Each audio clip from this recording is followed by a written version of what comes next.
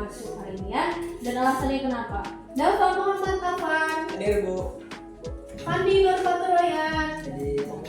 Marcel Dwi Putro. Hadir. Nadia Auliaul. Fanya Syifa Anaya. Zaskia Maharani Prabudita. Good job. Baik anak-anakku, selanjutnya adalah sebelum kita masuk ke materi, kita akan mereview dulu materi yang sebelumnya. Ada yang mau memberikan gambaran minggu lalu belajar apa?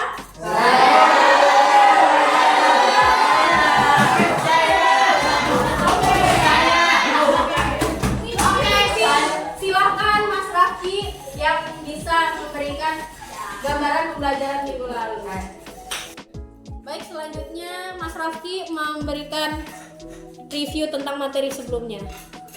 Oke, untuk minggu lalu kita sudah belajar teks pidato persuasif. Apa itu teks pidato persuasif? Teks pidato adalah sebuah teks yang berisi gagasan, pendapat, dan pengetahuan terhadap suatu hal yang nantinya akan disampaikan di depan umum. Ada tujuan pidato persuasif. Yang pertama ada informatif. Maksudnya teks pidato bertujuan untuk memberikan pemahaman atau informasi terhadap orang lain. Yang nomor dua ada argumentatif, yaitu selain memberikan informasi, teks pidato juga harus meyakinkan para pendengar. Yang ketiga ada rekreatif. Rekreatif yang dimaksud di sini adalah membuat orang lain senang dengan pidato yang disampaikan karena bersifat menghibur.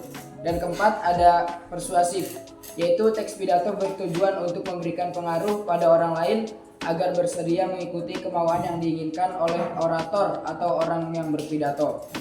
Dan ada juga macam-macam pidato. Yang pertama ada pidato kenegaraan. Pidato kenegaraan adalah jenis pidato yang disampaikan atau diucapkan oleh seorang kepala negara. Yang kedua, pidato pengukuhan, yaitu pidato jenis yang diucapkan secara tradisional oleh seorang guru besar universitas pada saat diangkat secara resmi. Yang ketiga ada pidato radio, yaitu jenis pidato yang diucapkan atau disiarkan melalui radio. Yang keempat ada pidato televisi, yaitu pidato televisi, jenis pidato yang diucapkan atau ditayangkan melalui televisi. Baik, hari ini materi selanjutnya adalah mengenai teks laporan percobaan. Teks laporan percobaan itu sama seperti eksperimen. Oh, ternyata percobaan itu sama ya, kayak eksperimen ya. Ya, betul sama. Katanya sama, kemudian tujuannya sama. Tetapi yang akan kita fokuskan untuk materi teks laporan percobaan ini adalah bagaimana menyusun teks laporannya.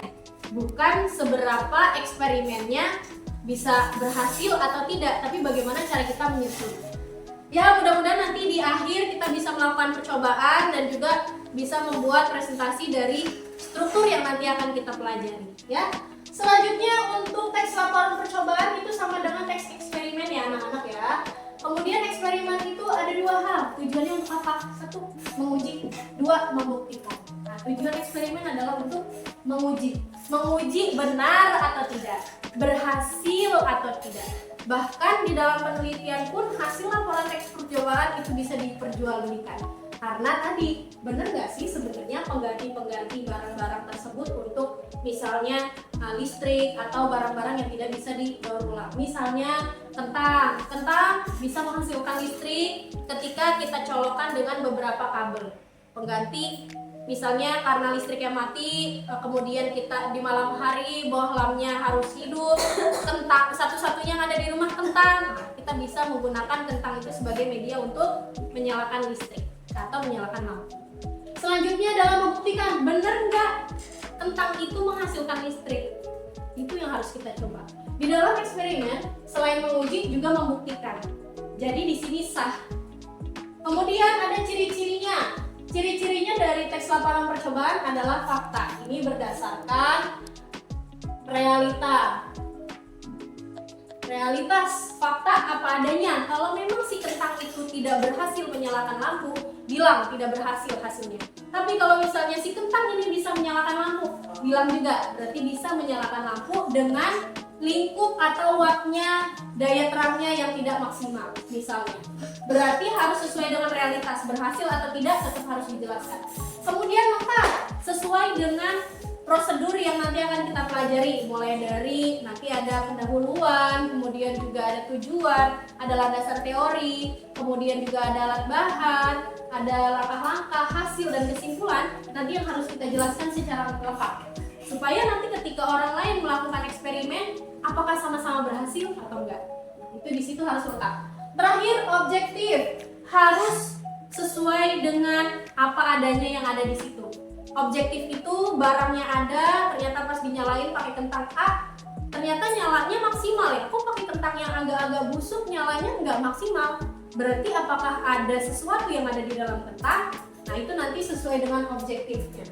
Namanya eksperimen, membandingkan misalnya melihat eksperimen A dengan eksperimen B, berhasil atau tidak, sesuai dengan objeknya atau tidak. Kalau kita singkat, ciri-ciri dari laporan teks percobaan itu adalah tangkap objek. Kita singkat menjadi tangkap objek. Ini singkatannya dari tangkap objek. Gampang. Ciri-cirinya apa?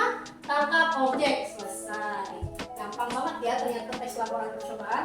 Selanjutnya, fungsi dari teks laporan percobaan. 1. Informasi. Ya betul, karena harus memberikan informasi secara lengkap kepada pembaca, kepada yang melihat dari hasil penelitian itu, supaya nanti orang tersebut tidak tabu ya melihat, oh ternyata berhasil, dari mana berhasilnya. Nah harus dimasukkan informasi yang ada di dalam sebuah teks laporan percobaan, real, jelas. Kemudian fungsinya adalah sebagai pembuktian, ya bukti berhasil atau tidak sebuah eksperimen. Lanjut, didokumentasikan, betul ada produknya, didokumentasikan, berarti sudah dieksperimenkan, ada produknya, kelihatan, kemudian didokumentasi, dan terakhir adalah sebagai pemecahan masalah. Tadi penggantinya listrik ternyata ada kentang, penggantinya BBM misalnya ada air hidrolik. Sekarang kan lagi booming ya, BBM itu diganti jadi listrik. Nanti kalau misalnya sudah nggak ada lagi diganti jadi air hidrolik. Baik, selanjutnya adalah langkah-langkah membuat teks laporan percobaan. Cuma 2, sangat simpel dan sangat sederhana. Yang pertama adalah membuat kerangka berdasarkan struktur teks laporan percobaan. Yang nanti akan saya jelaskan strukturnya apa aja sih sebenarnya di dalam sebuah teks laporan. Yang kedua adalah mengembangkan kerangka menjadi teks laporan percobaan yang utuh. Nah, gampangnya adalah ketika nanti kalian sudah membuat kelompok, kemudian tentukan apa yang mau dieksperimenkan. Setelah itu disusun berdasarkan struktur yang akan kita bahas, dan lalu dikembangkan berdasarkan objek yang tadi sudah ada. Misalnya objeknya adalah listrik paralel, maka objeknya adalah itu. Silahkan kemudian dibahas kerangkanya apa, dikembangkan berdasarkan teks laporan percobaan. Selanjutnya ini adalah strukturnya. Ada 2 macam struktur. Pembagiannya yang pertama pernyataan umum dan yang kedua uraian. Apa saja pernyataan umumnya? Yang pertama harus ada tujuan. Kemudian ada pengertiannya, ada landasan teori dan latar belakang. Nah, latar belakang ini adalah sebuah pertanyaan atau alasan mengapa kalian mengambil eksperimen yang seperti itu. Itu dijelaskan di dalam latar belakang. Ya. Kemudian uraian. Uraian ini adalah alat-alat dan bahan-bahannya apa saja. Kemudian langkah-langkah yang akan dilakukan percobaan atau eksperimen. Kemudian dijelaskan hasil percobaannya apa. Berhasil, tidak, kenapa tidak berhasil, kenapa berhasilnya di sini. Kemudian disimpulkan. Cara membuat kesimpulannya adalah apakah ini direkomendasikan hasil percobaan atau eksperimennya atau tidak, itu dijelaskan di dalam sebuah kesimpulan. Oke. Selanjutnya kita akan membuat kelompok, kemudian kita akan melakukan presentasi dari tiap kelompok dan membuat laporan teks percobaan. Ada pertanyaan? Tidak, oke, berarti paham semua. Kita akan buat laporan percobaan berdasarkan kelompok masing-masing. Assalamualaikum warahmatullahi wabarakatuh. Waalaikumsalam warahmatullahi wabarakatuh. Kami dari kelompok 4 ingin mempresentasikan hasil percobaan. Di sini saya akan perkenalkan, istri saya sebagai ketua, nama saya Kini Nabiana, dan saya Nadia Abdul Hakim. Saya Siva Syaba. Nama saya Pak Andi. Nama saya Rifki Ardiansa. Dan sini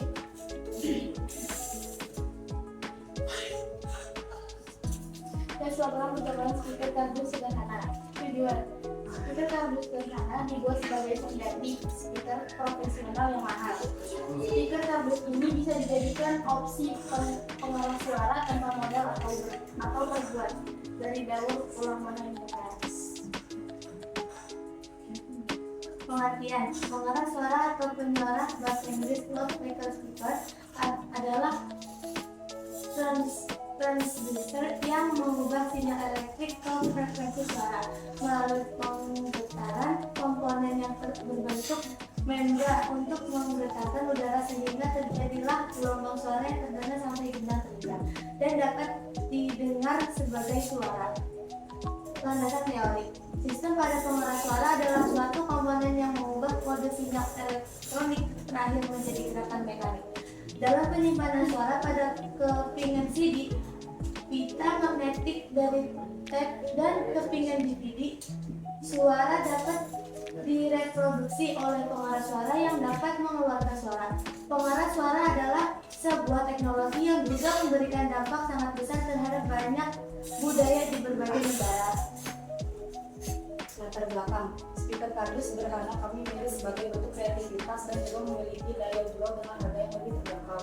Bahkan speaker kardus ini bisa dipelajari dan sebagai media belajar literasi.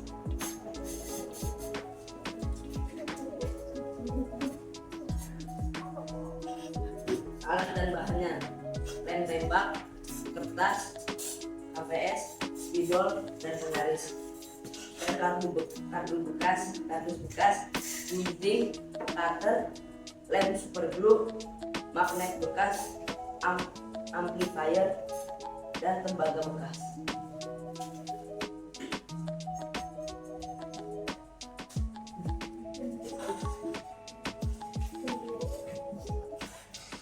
Langkah-langkah: siapkan lem tembak, lalu nyalakan. Siapkan potongan-potongan kardus sesuai ukuran, lalu siapkan magnet bekas. Lalu siapkan kertas HVS untuk membuat ukuran koil dari speaker tersebut sebesar ukuran magnetnya, lalu dilem menggunakan lem superglue. Lalu siapkan tembaga, lalu digulung di kertas HVS yang telah dibuat kurang lebih 100 gulungan. Lalu pasangkan gulungan tembaga atau koil pada kardus, lalu pasang kardus yang sudah dipasang.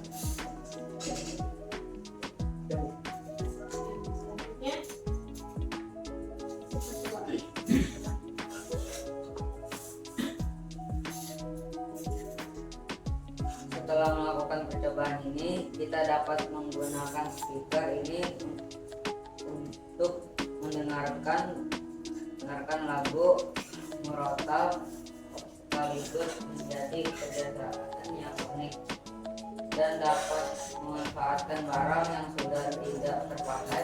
Bisa terjadi barang yang berguna atau bermanfaat. Kesimpulan: dapat bermanfaat barang bagus dan barang bekas menjadi barang berguna dan juga dapat meningkatkan kreativitas diri.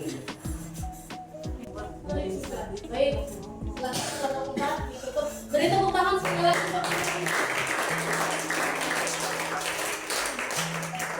Mau dinyalain? Coba silakan dinyalakan dulu. Gimana cara nyalainnya? Cara menggunakannya bagaimana? Nyalain dulu ya.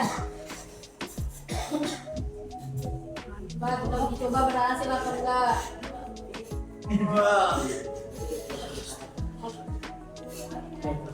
Kameranya mana? Oh, kameranya deketin sini. Oh, biar kita lihat ini. Monggo. Coba lihat. Ada yang mau request lagu apa? Teman. Ini ke gondang dia. Terus diapain dulu? Di lagu itu. Oh, lagunya. Mana?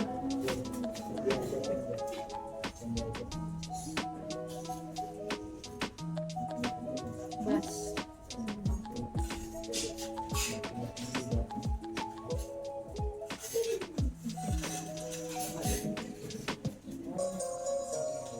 Iya tuh. Ya Allah, kok bisa geter-geter gitu?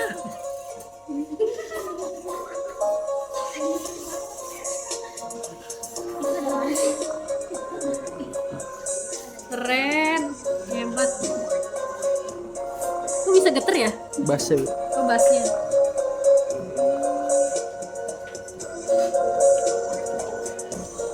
Udah? Keren, keren. Coba lagu yang lain, Mas. Udah. Oke. Keren banget. Bener loh saya. Baik anak-anakku, karena kita sudah mau selesai kegiatan belajarnya, siapa yang mau memberikan kesimpulan teks laporan percobaan hari ini? Ayo. Teks laporan observasi salah satu bentuknya yaitu eksperimen. Ciri-cirinya merupakan fakta lengkap objektif yang disingkat sangkap objek. Fungsi dari teks laporan observasi itu untuk sebagai informasi, bukti, dokumentasi, dan pemecahan masalah. Baik, terima kasih Kirani. Sejauh ini ada yang mau bertanya? Enggak. Kalau gitu kita tutup dengan bacaan Alhamdulillah. Alhamdulillah. Mohon maaf apabila saya banyak salah kata dan perbuatan hari ini. Sampai jumpa di minggu depan. Wassalamualaikum warahmatullahi wabarakatuh.